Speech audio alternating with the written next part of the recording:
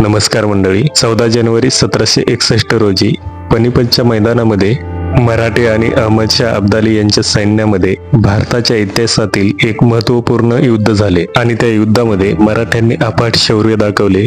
परंतु काही गंभीर चुका आणि प्रतिकूल परिस्थितीमुळे मराठ्यांना त्या युद्धामध्ये पराभव स्वीकारावा लागला.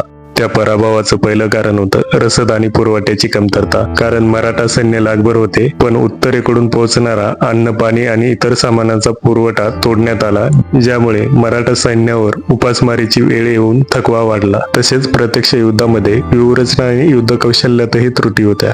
मराठ्यांची गोलाची लढाई ही पद्धत त्या भागात योग्य नव्हती, ज्यात तोफखाना पुढे ठेवणे, घोडदळ पायदळ मागे ठेवणे या पद्धतीमध्ये गोंधळ उडाला आणि त्यातच मराठा सैनिकांच्या पोटात पोटभर अन्न नसल्यामुळे सूर्य माथ्यावर आल्यानंतर सैनिक डोळ्यांना अंधारे येऊन पडू लागले.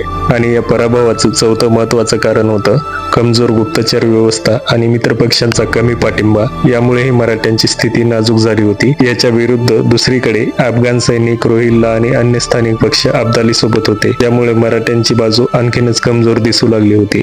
खरं तर योग्य नेतृत्वाचा अभाव, आपल्याच युद्ध पद्धतीचा अट्टहास आणि रसदेची कमतरता या सर्व कारणांनी अतुलनीय शौर्य असूनही मराठ्यांचा ऐतिहासिक पराभव झाला होता. या पराभवाचं दुसरं महत्वाचं कारण होतं थंडी. कारण मराठा सैनिक हे प्रामुख्याने दक्षिणेतून आलेले होते, त्यामुळे त्यांना उत्तर भारतातील कडाक्याच्या थंडीची सवय नव्हती. यामुळे ही कथा आज आपल्या सर्वांना शिकवते, केवळ शौर्य नव्हे तर नियोजन, एकजूट आणि योग्य रणनीती सुद्धा तितकीच महत्वाची असते.